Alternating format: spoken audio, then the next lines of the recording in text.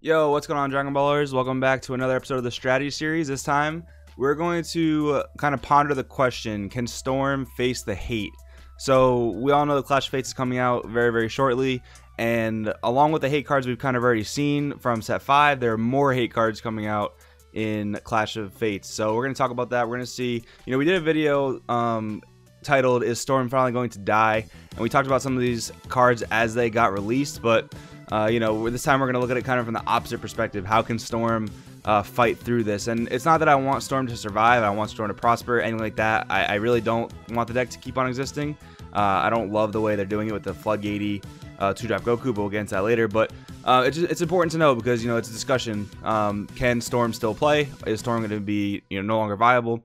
We're going to aim to decipher that in this video. So before we get into this video, if you guys are new to the channel, hitting that subscribe button would be super duper dope for you guys. Hitting that like button if you like that video at the end of this would be awesome too. We do have a Discord server down in the description below. Check that out if you want to talk about anything Dragon Ball Super related. And if you are a longtime fan of the channel, you can help support the channel by checking out my Patreon down in the description below. I do have a couple Patreon shoutouts to get to. I have a lot to get to, but I'm going to do 5 today, and I'm going to get the rest of you guys in the next coming videos. So shouts out to Locke, Brandon, Jonathan, Joseph, and Connor. Thank you guys so much for supporting the channel. I really, really appreciate it. So we'll get into this discussion video. So so everyone pretty much knows at this point, Storm comprised of, ex Blue Leader, usually Hurrigan, sometimes Trunks, and the Bardock Goten swap package. You beat your opponent down to 4 life by just gaining crazy amounts of resources. Bardock gets you a card, Goten gets you a card, Videl gets you a card, and then you're just punching, untapping to keep extending your plays. And then your typical win con from there is put them down to 2, usually with like a Bardock Ape or maybe like a Goten with double strike, something like that, and then Mira battering Champa for game. So that's the Storm archetype, and that's typically going to kill you on turn 3. The kind of like on average, I would say, turn 2 and like some really interesting scenarios. Turn 4, sometimes anything past turn 4, Storm is really hurting. So in set 5, we got a lot of good negates. Red and green especially, they got really good negates to try and like combat Storm. I'm not saying that Storm got phased out by any means. Storm is still the best deck of the pre-Clash format. I would say. I think a lot of people would agree with me. But green and red did get good negates to start off with. You've got Shocking Death Ball for green. What you can negate the attack, pops a 2-drop or less. That's really good. It's also got that sparking ability. So like if your opponent's going for like a lethal double strike, you can take 1 life and negate the attack, which is pretty good. But the blowing up 1 to 2 drops means that your opponent pretty much can't swing a Bardock because Bardock can get popped and ruin their swap plays. And you can kill Gotens as they swing, which is pretty good. So you're kind of preventing Bardocks from swinging, and you're also getting rid of your opponent's board presence with the Goten, so that's pretty good. And then you've got Afterimage Technique, essentially does the same exact thing, right? So you could pop the Bardocks because you'll drop them to 0 from 10k by decreasing with 10k with Afterimage. And then, the Bardock dies, and then they have no swap. And then the same thing with Goten. You can pop Gotens as they swing, which is pretty solid. So, pretty good there. I mean, that's a good start. And then I have, like, Revenge Death Ball here as well. It's, like, another thing for, like, just baby specifically, but it serves a similar purpose. But actually, you can kind of get them to combo all in on something and Revenge Death Ball something to death. And then, that's another way to combat it. So, my point is, in set 5, a lot of good cards came out. Dimension Magic as well helps those mono blue turtle decks really turtle up against Storm. So, what happened there? Well, we got these good negates in set 5. Didn't stop Storm. I don't know if Bandai expected it to stop it, but it didn't. So now we have Clash of Fates coming out with a lot of hate cards. Maybe a lot isn't the correct word, but some really, really strong ones. So we'll look at Burnish Bonds Borgos first. So this is a 1-drop blue. When you play this card, draw 1 card. Auto once per turn during your opponent's turn. If your opponent switches their energy to active mode, you can non-awaken skill. Choose up to 1 of your opponent's energy, place it in the drop area. So basically, that's your Sensu Beans on offense, and your untapping Trunkses. Those are going to trigger Borgos to blow up your energy.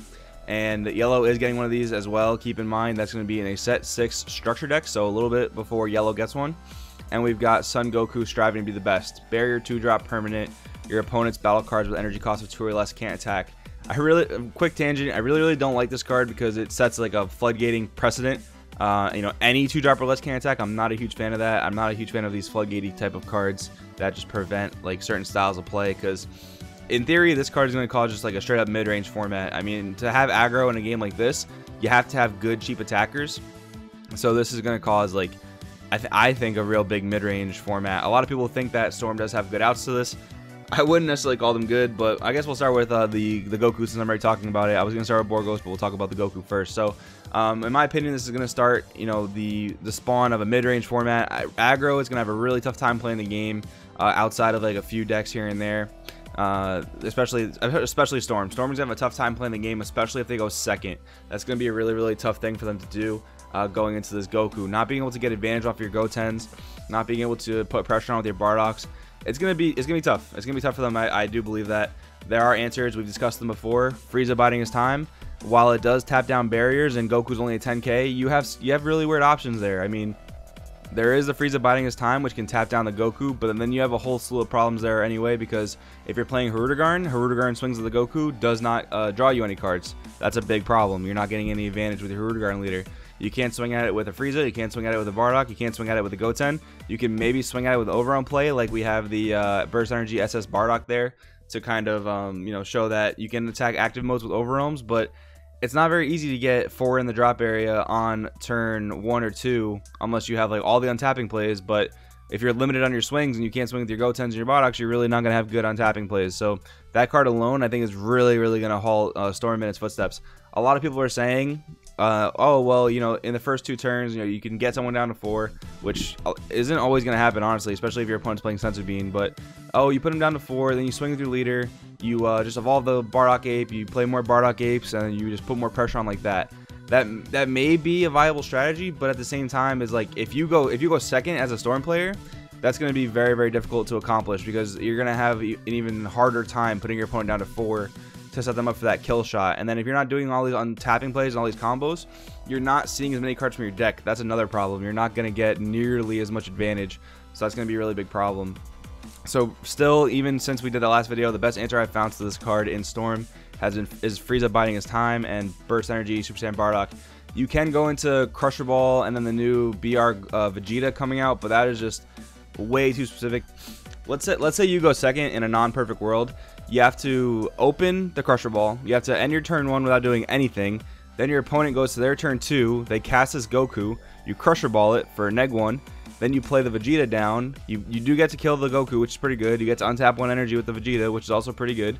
But you know, it just doesn't seem worth it. You took the neg 1. You dropped a battle card that's not really going to put much pressure on the opponent. And then in combination with Goku, if they're playing blue, they're going to be playing the Burnish Bonds Borgos. That could be their turn 1 play. Goku could be their turn 2 play, which can really stuff your plays.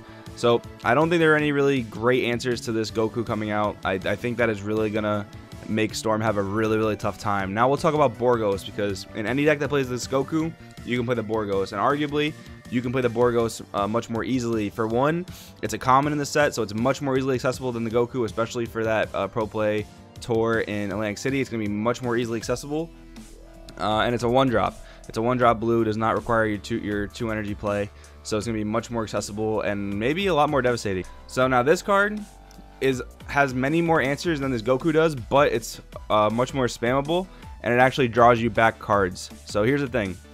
Storm has decent outs to this.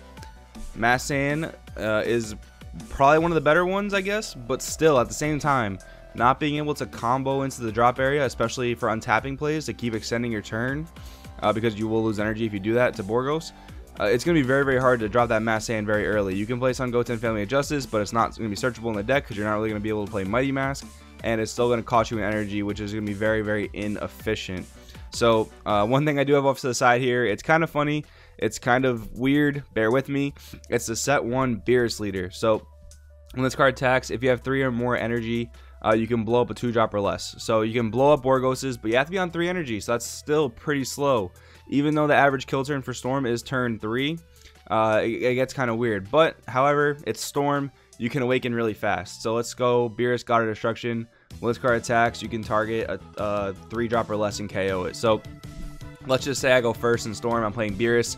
I charge a yellow, play a Bardock, maybe swap it to a Goten, pass, right? It's pretty reasonable to assume my opponent will attack me once.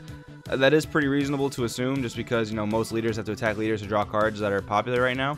So my turn 2, I'm going to 6 life, charge a second yellow, and then I play Bardock, you know, swap maybe, play Bardock again, swap if I can, Awaken. My leader can now pop Borgos on turn 2, which is pretty good.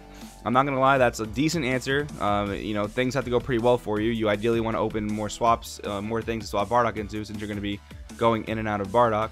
But nonetheless, that is one way to deal with it without having to fuel your drop area for Mass Sand. Another interesting thing you can do is you can play like a burst leader, something like the Gogeta leader out of the structure deck. Or, you know, there's not really that many great burst 2 leaders besides that one. I mean, the Bardock Screw one's going to be a little bit too archetype specific to really do much. But the Gogeta one, for example, lets you set up something like Mass Sand really early. It also lets you set up something like Burst Energy, Super Saiyan Bardock really early. So those are options. It gets kind of weird because if you're overwhelming, your backside doesn't really have an effect. But then again, constantly comboing to deal damage to your opponent, you may be able to just set that back up. All you really need is 5 in the drop area to set that up anyway. That's not the hardest thing to do. But you lose out on a lot of things. You lose out on like your Hirudegarn cycling. You lose out on your Hoi cycling. So is it really worth it? The question, this is what the question comes down to, right? You can play the Beerus leader to out Borgos. You can play the Gogeta leader to get Overwhelm set up to out both of the cards. You can play Beerus just to out Borgos. You can do a lot of different things to try and get around all these hate cards that are coming out in the set. The question becomes, is it worth it to do all this? Is it worth it to jam your deck full of bad cards to do this? Is it worth it to play a suboptimal leader? Is it worth it to play set 1 Beerus? Is it worth it to play Gogeta? Is it worth it to play Trunks leader when Trunks leader hasn't won a regional or anything like that? The question becomes, is it worth it? In my opinion, it is not worth it at all. It's too much of a struggle. The thing with Storm is, it was so strong. It is still so strong in this pre-Clash format. The rest of the format is almost an easy matchup for Storm all across the board, except for like the most mono blue turtle decks, the most defensive decks. It's easy for Storm. The thing with this, once these hate cards come out, it's just going to be much more difficult for Storm. And you like I said, you have to do all these weird things. You got to play these weird leaders. You got to play these weird cards in your deck that you wouldn't normally play. They don't speed up your game plan. They try and help your game plan not lose. And in my opinion, that's why Storm is not going to be able to face the hate. I could be completely wrong. I'm really interested to know what you guys think in the comments below. Please tell me what you guys think is going to happen to Storm once this all happens. We've gone over some of the different answers Storm can play to you know, all these hate cards, but in the end, these hate cards are all answers to the Storm problem. So I'm pretty happy with Borgos. You know, I think it's okay to kind of punish a lot of energy manipulation on offense, because that can get a little bit degenerate, especially, you know, untapping Trunks and essentially being into dropping all these 1-drops. The Goku, I'm not a huge fan of, just because it's too floodgatey, but that's just my personal opinion. Let me know what you guys think down in the comments below. I'm really interested to hear what you guys think about, you know, how Storm is going to fare in the future. In my opinion, I think the deck will adapt. I think the deck will still be playable, but I don't think it's going to dominate nearly as hard as it did. I think it might become, you know, more rogue than anything else. But let me know what you guys think down in the comments below. Really appreciate you guys watching this video. Thank you guys so much for watching. My name is Joey. This is Crossworld TCG, and I'll see you in the next video. Hold up. You still here? I already gave you a video, man. I'm just trying to chill, do weave stuff, play Minecraft. Give me a sub up above. Watch some other videos, and, you know, shoo, fly.